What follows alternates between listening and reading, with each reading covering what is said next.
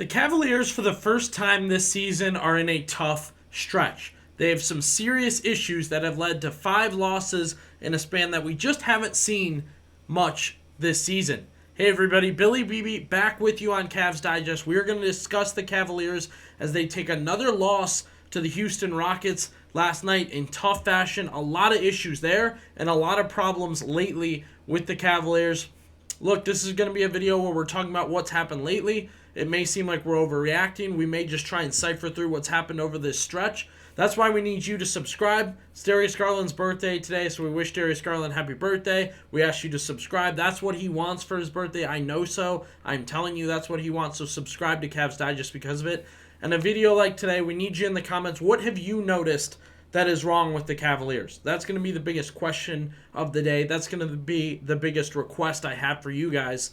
Dropping down into the comments, what have you seen that you really want corrected fast, or that maybe you see right away could be a 1-game, 2-game fix for the Cavaliers, or maybe it's a month-long fix. I don't know. They're in a stretch we really have not seen yet this season. So be sure to drop down in the comments, leave your opinion on what you think the Cavaliers' biggest problem is, because there's something there. There's something there. They're 3-5 now in their last 8. Just not something we've seen this season. We really haven't seen back-to-backs losses as they've taken 3 in a row. Very uncharacteristic. So, again, get down into the comments, subscribe. Most people that are watching aren't subscribed, so we want to see that number go up. And then we need the comments from you. We got a couple on our last video recapping the Colin Sexton trade to the Jazz and Donovan Mitchell, and a couple of you left your thoughts there. So be sure to do that on this video. So let's jump into it. A full look at this tough stretch for the Cavaliers this season. We just haven't seen, if you go through, I love the way ESPN kind of maps out the Cavs schedule, and this is how they did it. We haven't seen these kind of L's, right? We haven't really seen this amount of L's, and this is, I started the game after the Oklahoma City Thunder win. Technically, the Cavs are 3-5 in their last 8, but I kept that Toronto win in there. And there's some problems that have led to these losses. Again, we have not seen many back-to-back losses. We definitely have not seen 3 in a row. 1 to a bad Philly team. I mean, no Embiid in that game.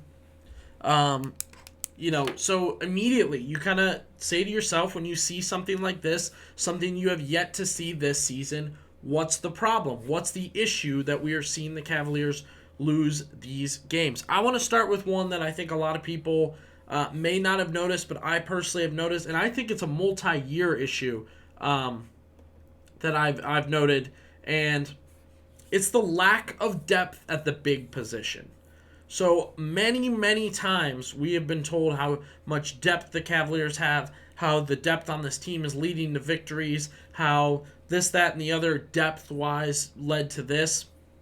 I believe that. I think the Cavaliers have some real depth, to tag guys in and out. You've got guard positions. You've got plenty of options. LeVert, Mitchell, Garland, Ty Jerome. Even you could say Isaac Okoro is a guard. The wing, they've gotten better with it. Dean Wade, Isaac Okoro, some here and there minutes for Amani Bates and some other guys. The power forward position, Niang, Dean Wade can fill in on that slot. You get some minutes here and there for some Sam Merrill and some other guys in that mix. But the center position, the big man position, I have noted for multiple years how the Cavaliers have failed to address depth at this position. And the answer I've always gotten when I've noted the depth there, the issue there is, well, Mobley and Allen can play together, and then Mobley and Allen can come in and out. So they can just be together and then switch in and out. But that means one of them is always on the floor. You have 2 big men taking a primary role in the defense, mind you, and they are constantly on the floor playing. I think they don't have depth at that big man position. I don't think they've had it for multiple years. I know that because they filled it with poor 3rd, 4th options such as Robin Lopez, JT Thor. Look, I like Tristan Thompson. I think he'll give you a nice 3 or 4 minutes of hustle, but they can't even dedicate to playing him more than 10 minutes. It's a trade I've begged for a long time now this season. I want them to get Jonas Valanciunas. I think they need to. They have to go out and get him.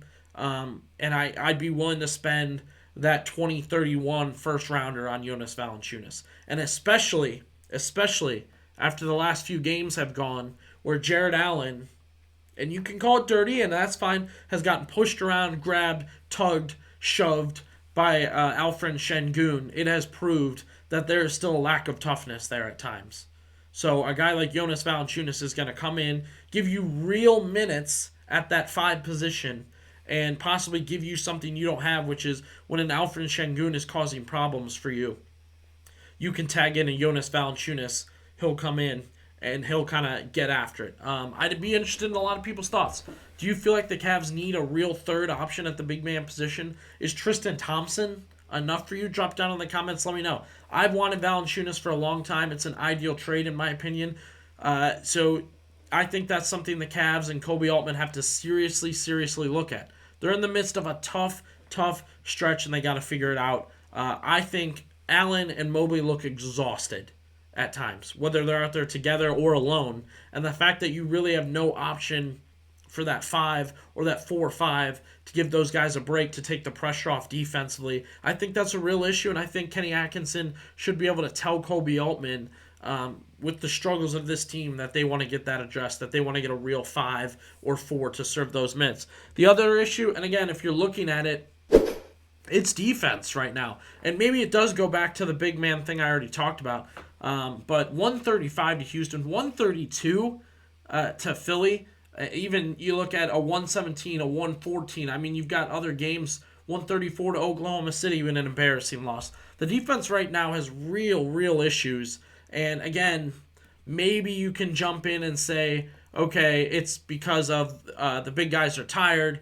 I know a lot of people have a theory that they just need another wing. They need a quality wing like Cam Johnson or somebody that can make that difference out on the outside. You've missed Mobley for some games. You've missed Okoro for some games. I think, yeah, that makes the difference in the midseason, but we were told we had enough depth to keep winning the way we'd been winning. There's a real issue there with the defense. Past couple games, I've also noticed and want to note, I think there's some missteps by Kenny Atkinson. I don't really know what has gone on there. The zone defense seemed to get just torched by the Rockets, and then he elected to just start fouling Steven Adams, and that led to a Cavs loss. Adams knocked down those free throws. Hey, maybe he took a shot there and tried to make it happen. I'm not sure, but again, that benefited to the poor defense that we have seen in this stretch for the. And again, they're in this tough 3-5 little situation with them right now, and you want to see them get it fixed quick. We're going to talk more about that tomorrow. I know Kenny Atkinson did note he feels good about having Donovan Mitchell and Darius Garland on the team. He thinks they are leaders. He thinks they are go-getters. I will note, and again, if you look at that graph I had up, a lot of good performances wasted. A 39-point game from Garland, 37 from Mitchell, Garland the 26. I know in Philly, 37 for Mitchell, but 30 for Ty Jerome. So those performances wasted, and that's, again, what leads me to believe it's an issue with the big men, that those guys are gassed, their role on defense is over exasperated, and they're having an issue there. So what is the Cavaliers' biggest issue? What is their problem? Drop down in the comments, let me know, and we're going to talk about it more, so be sure to subscribe to Cavs Digest.